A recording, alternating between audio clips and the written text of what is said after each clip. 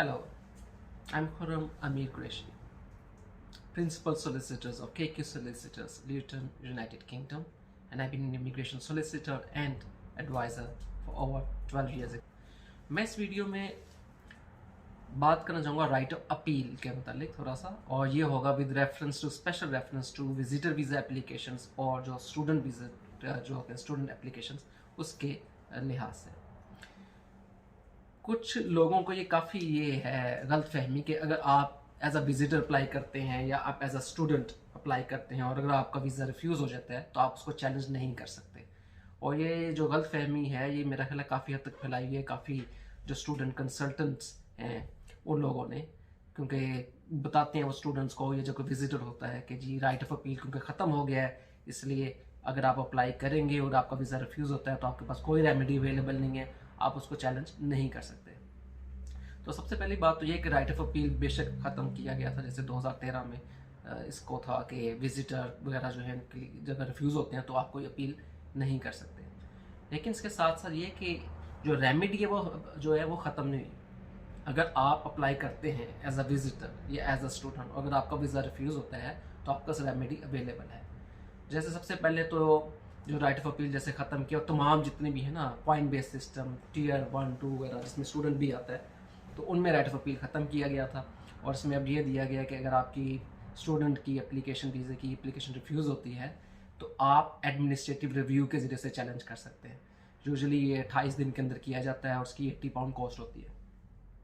ये जो administrative review है ना इसको हम कहते हैं सो कॉल्ड रेमेडी,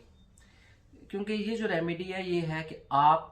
UKVI जिसे मैं होम ऑफिस कहता हूँ आसानी के लिए, आप इसको ही अप्लाई करते हैं रिव्यू के लिए, नज़रसानी के लिए। वो दोबारा देखते हैं नए एविडेंस आपके जो नए इसमें सबमिशंस होते हैं उसकी बेस पे कि क्या उन्होंने कोई गलती तो नहीं की, और फिर वो आपको फैसला देते हैं।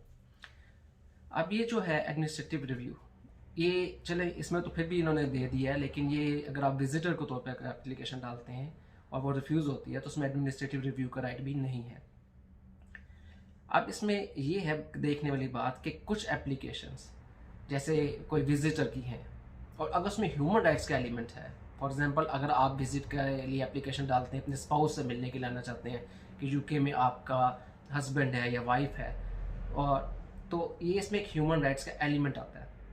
और अगर ये ह्यूमन राइट्स का एलिमेंट आता है तो फिर अगर आपकी विजिटर वीज़े की एप्लीकेशन रिफ्यूज़ होती है तो आपको राइट ऑफ अपील मिलना चाहिए, और आप उसे यहाँ पे ट्रिब्यूनल में फर्स्ट ईयर ट्रिब्यूनल में जज के सामने अपील डाल सकते हैं बेसिस पे कि आपके जो विजिटर वीज़े की एप्लीकेशन रिफ्यूज़ की गई है ये वायलेशन है आपकी ह्यूमन राइट्स की। तो इसको प्रूव करना पड़ता है कि ह्यूमन राइट्स कैसे था, और इसमें जो लिमिटेशंस हैं जज के सामने भी वो यही होती हैं कि वो ज़्यादातर जो आर्गूमेंट्स आपके सुनेगा और आपका क्लेम जो डिसाइड करेगा ह्यूमन राइट्स की ही बेस पे डिसाइड करेगा। तो जैसे मैंने पहले कहा कि जो चैलेंज का है, अगर आपका विजिटर का या स्टूडेंट की जो एप्लीकेशन है वो रिफ्यूज़ होती है तो उसे चैलेंज किया जा सकता है। तो उसे चैलेंज करने का सिर्फ एक तरीका अपील का ही नहीं था, आप उससे एक और वे से भी चैलेंज कर सकते हैं, वो है जुडिशियल रिव्यू। अब जुडिशियल रिव्यू क्या है, ये एक अदालत के अंदर एक ट्रिब्यूनल में जाता है, पर ट्रिब्यूनल में इसको डालते हैं, एक एप्लीकेशन होती है। जुडिशियल रिव्यू की एक रेमेडी वो है कि जहाँ पे आपके पास कोई और रेमेडी अवेलेबल नहीं, जहाँ पे आपको एडमिनिस्ट्रेटिव रिव्यू या ये जो आपको अपील का हक नहीं दिया गया, तो आप उस डिसीजन को चैलेंज कर सकते हैं। और आप इसके लिए एक एप्लीकेशन दायर करते हैं, आप इसमें आप बताते हैं कि क्या गलती की थी होम ऑफिस ने, UKVI ने, और इसमें एक डिटेल सबमिशंस आप सबमिट करते हैं। तो ये बिल्कुल आपके पास एक राइट है कि आप उसे चैलेंज करें। तो जैसे अपील के मैंने बताया कि ह्यूमन राइट्स का कोई इसमें एलिमेंट है, उसको आप चैलेंज करना चाहें based on the human rights basis जो कि विजिटर में अवेलेबल होता है, तो ये होता है विद इन 28 डेज में यूजुअली आप इसको कि आपको अपील को फाइल कर लाते हैं ट्रिब्यूनल में। लेकिन अगर आप जुडिशियल रिव्यू करना चाहते हैं तो ये दोनों में अवेलेबल है। अगर आपके स्टूडेंट की एप्लीकेशन रिफ्यूज़ हुई है या विजिटर की एप्लीकेशन रिफ्यूज़ हुई है तो आपके पास लेकिन विद इन 3 मंथ्स के अंदर आप इसको चैलेंज करें,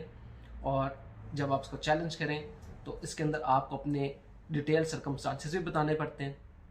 आप इसमें ये भी बताएंगे कि UKVI ने क्या गलती की थी और क्या आप रेमेडी क्लेम कर रहे हैं। ये थोड़ा सा एक्सपेंसिव प्रोसीजर से कहते हैं, प्रोसेस कहते हैं, क्योंकि इसमें जो वकीलों की फ़ीस होती है वो काफ़ी ज़्यादा होती है। इसमें थोड़े से अलावा कोर्ट फीस भी इन्वॉल्व होती है, तो थोड़ा लेंथी और कॉम्प्लिकेटेड प्रोसेस होता है। लेकिन अगर आपकी स्टूडेंट वीज़े की एप्लीकेशन रिफ्यूज़ हुई हो, या अगर आपकी विजिटर वीज़े की एप्लीकेशन रिफ्यूज़ हुई हो, या अगर आप कोई कंसल्टेंट हैं और आपके किसी क्लाइंट की ये रिफ्यूज़ हुई है एप्लीकेशन स्टूडेंट वीज़े की या विजिटर वीज़े की, तो काइंडली आप उनको मत कहें या कि कोई रेमेडी अवेलेबल नहीं है, क्योंकि खामखा अपनी जो इमिग्रेशन हिस्ट्री है इसको ख़राब करने का कोई फ़ायदा नहीं। आप इसको चैलेंज कर सकते हैं by way of judicial review.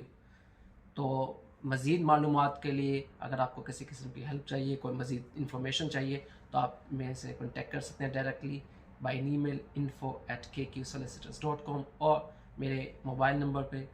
ये 00447853844688 पर। तो काफ़ी केसेस हम जो इसमें लेते हैं, तो हम इसमें नो विन नो फी पे भी केसेस लेते हैं, यानी आपको सोलिसिटर की फ़ीस तभी देनी पड़ेगी जब आपका वीज़ा लग जाएगा, जब आप केस जीत जाएंगे। तो इसलिए अगर आपका केस हम नहीं जीतते, हम अपनी कोई फ़ीस चार्ज नहीं करते। बहुत शुक्रिया।